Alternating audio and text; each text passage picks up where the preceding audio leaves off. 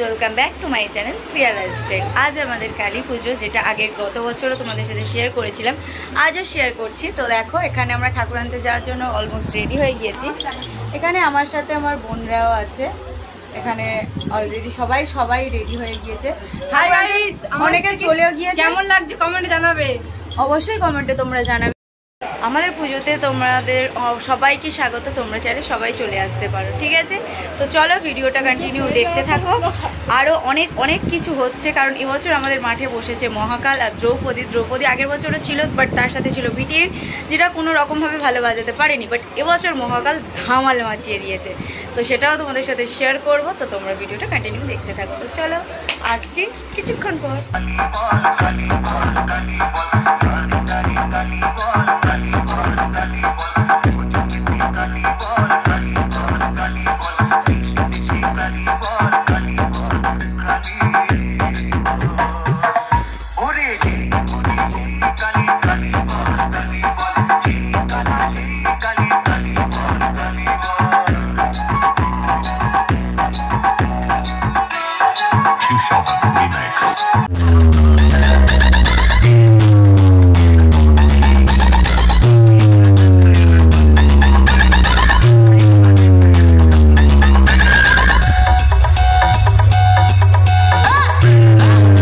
তো বন্ধুরা, তোমরা তো নিজেরাই দেখে নিলে যে মহাকাল আর দ্রৌপদী কেমন বাজাচ্ছিল। তোমরাই বলে দিও কেমন বাজছিল। এখানে আমাদের পুজোর প্যান্ডেল শুরু হয়েছিল শুক্রবার দিন, তো আমি সেই ভিডিওটা করে রেখেছিলাম। এটাই শনিবার দিন সকালের ভিডিও, যখন বোনরা ময়দা মাখছিল তখন কিন্তু 10:30 বাজে। আমার ততক্ষণে রান্না কমপ্লিট হয়ে গিয়েছিল। আমি গিয়ে উনুন ঘরে বসে মটর আর আলু সিদ্ধ করতে বসিয়েছিলাম। আর আমার মেয়ে দেখো পুজোর নাড়ু চুরি করে নিয়ে এসে নিজেও খাচ্ছে, আমাকেও খাওয়াচ্ছে, আর তোমাদেরকে হাই বলে দিচ্ছে। তো যাই হোক, রান্না বান্না সেরে সন্ধেবেলায় রেডি হয়ে বোনেরা সবাই মিলে একসাথে বেরিয়ে পড়েছিলাম ঠাকুর আনতে। তো আমরা এবছর একটু আগেই চলে গিয়েছিলাম যাতে সবটা দেখতে পাই। তো দেখো, এখানে ভ্যানে কিন্তু মাকে তোলা হচ্ছে। তোলার পরে শুরু হলো ব্যঞ্জন, আর ব্যঞ্জনে তো নাচ অবশ্যই। আমরা সবাই কিন্তু খুব আনন্দ করি। এই পুজোটার জন্য আমরা সারা বছর অপেক্ষা করে থাকি। আমরা কেন, পুরো পাড়া গোটা সবাই। আমাদের এই পুজোতে একটু অন্য ধরনেরই আনন্দ হয়। সবাই খুব আনন্দ করে। বিশেষ করে তো বক্সের দিকটা তোমরা বুঝতেই পারছো। আগের বছরও দেখেছো যে কেমন বক্স এসেছিলো, এবছরও সেম। বাট আগের বছর ব্যঞ্জনটা একটু নর্মাল ছিল, বাট এবছর অনেকটা ভালো ব্যঞ্জন এসেছিলো, যার জন্য সবাই অনেক আনন্দ করতে পেরেছে। আমি এখান থেকে বাড়ি চলে গিয়েছিলাম, তারপর আবার আসি যেখানে বসা ছিল দ্রৌপদীর মাঠে এসে এখানে দেখো বাজি পোড়ানোর জন্য পুরো সেট আপ তৈরি করা হচ্ছে। আর লাইট দেওয়ার পরে দ্রৌপদীটাকে দেখতে কিন্তু দারুণ লাগছিল। এটা প্রত্যেক বছরই সেট আপ করে। তারপর শুরু হলো বাজি পোড়ানো। যাই হোক, এখানে বাজি যেগুলো পোড়ানো হয়, বাজিগুলো খুব ভালো থাকে, দেখতেও সুন্দর লাগে, বাট প্রচণ্ড ভয় লাগে, কারণ অনেকটা এরিয়া ধরে বাজিটা পোড়ানো হয়। সেটা তোমরা লাস্ট যে বাজিটা দেখলেই বুঝতে পারবে যে কতটা এরিয়া জুড়ে বাজিটা পোড়ানো হয়। আমরা মাঠে থেকে অনেকটা দূরে দাঁড়িয়েছিলাম, অনেকটা দূরে মানে অনেকটা দূরে, তার সত্ত্বেও আমাদের কাছে পর্যন্ত আগুন এসেছিল। তো আমরা তো সবাই রীতিমতো সরে দাঁড়িয়েই থাকি। যাই হোক, এখানে বাজি পোড়ানোর পরে আমরা কিন্তু মন্দিরের মাঠে গিয়েছিলাম। সেখানে মার আসনে বসাবে সেই উদ্দেশ্যে যাওয়া হয়েছিল। বাট আমি সেই টাইমটাতে একটু বাড়ি গিয়েছিলাম, আমার মা কাঁদছিল বলে। তো বাড়ি থেকে এসে দেখি মাকে অলরেডি মার আসনে বসানো হয়ে গিয়েছে। আর এই যে বাজিটা দেখো কতটা শুধু এরিয়া জুড়ে নেয়। এই বাজিটা না খুব খুব খুব ভালো দেখতে, যেমন লাগে তেমনই খুব বাজে। আর এই বাজিটা যখন পোড়ানো হয় দেখো খুঁটি ধরে দুজন ওরকম ঝুলে বসে থাকে, কারণ এই বাজিটা যখন ঘোরে বাঁশগুলো খুব দুলতে থাকে। তো যাই হোক, এইভাবে তো বাজি পোড়ানোটা খুব মজা করলাম। মজা করার পরে তারপরে এখানে দেখো কত লোক হয়েছিল। আর এবছর আমাদের লাইটিংগুলো জাস্ট দেখো, এটা না পুকুর পাড়ের সাইডে লাইটিংগুলো দিয়েছিল, খুব সুন্দর দেখতে লাগছিল। আর কমপ্লিট হওয়ার পরে প্যান্ডেলটা যে কি দারুণ লাগছিল তোমাদেরকে কি বলবো, জাস্ট দেখো তোমরা। এখনও কিন্তু মা বসেনি, তারপরেই দেখলাম মাকে বসানো হয়ে গিয়েছে। আর আমরা গেলাম দ্রৌপদীর সামনে নাচতে। হ্যাঁ, এটা তো আমাদের সবাই করে, তোমরাও করো। তোমরা কে কে এইভাবে আনন্দ করো সেটা কিন্তু অবশ্যই আমাদেরকে জানাবে। আমরা কিন্তু সারা রাত এইভাবে মজা করতে থাকি। তারপর এখানে মার পুজো শুরু হয়ে গেল, মার আরাধনা শুরু হয়ে গেছে। সারা রাত মার যেমন পুজো হবে সারা রাত তেমন আমরা আনন্দে মেতেও থাকি। আমরা এই রাতটা কিন্তু ঘুমাই না, একদমই ঘুমাই না, সারা রাত জেগে থাকি। পরের দিন সকালে আবার রান্না করা হয়, করে আবার মাকে বিসর্জন দেওয়ার পরে আমাদের সবাই যে যার মতো একটু ঘুমাতে পারে। যাই হোক, আমাদের আগের বছরও যেমন দ্রৌপদী বেস্ট ছিল, আমাদের এবছরও দ্রৌপদী বেস্ট।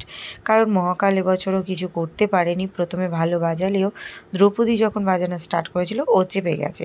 তো যাই হোক, তারপরে এখানে ভোরের দিকে শুরু হলো গণ্ডি দেয়া।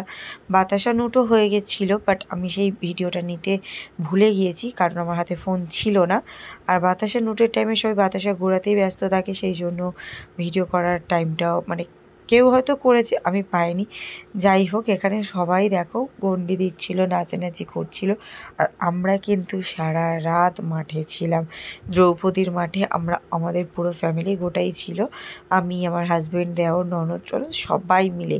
এখানে শুধু দ্রৌপদী বাজছিল যা গাইজ, কি বলবো তোমাদের, মানে এরকম আনন্দ সত্যি বলতে আমি খুব কম জায়গায় দেখেছি। কারণ এই রকমভাবে বক্স আমাদের বাপের বাড়ির এরিয়া আমি কোনোদিন বাজতে দেখিনি, পুরোটাই আমার বিয়ের পরে দেখা। তোমাদেরকে আগের বছরও বলেছিলাম ওটা আমার ফার্স্ট টাইম দেখা, আর এটা তোমার সেকেন্ড টাইম। যাই হোক, এখন দেখে দেখে অভ্যেস হয়ে গিয়েছে আমাদের। আর দেখো এখানে আমরা এই এতজন মিলে আনন্দ করেছি। তারপরে ভোরবেলার বাতাসা নদী বাড়ি যাওয়ার পরে রান্না যখন করছিলাম, রান্না প্রায় শেষের পথে। আর এখানে দেখো মাকে নিয়ে ব্যঞ্জন নিয়ে বেরিয়ে পড়েছে সবাই, আমরাও গিয়েছিলাম কিছুক্ষণ পর, কারণ আমাদের তখনও রান্না কমপ্লিট হয়নি। দেখো এখানে অনেকে নাচাও স্টার্ট করে দিয়েছে, আবির মাখা স্টার্ট করে দিয়েছে। তারপরে ব্যঞ্জনে নিয়ে মাকে নিয়ে তো সবাই একটা বাগানের মধ্যে গেল, সেটা তোমরা পরে দেখতে পাবে। বাগানের মধ্যে ওখানে অনেকক্ষণ ঠাকুরটা দাঁড়ায়, মাকে অনেকক্ষণ দাঁড় করিয়ে রাখে, ওখানেই সবাই একটু আনন্দ ফুর্তি করে নেয়। তারপর হয় আমাদের মার বিসর্জন।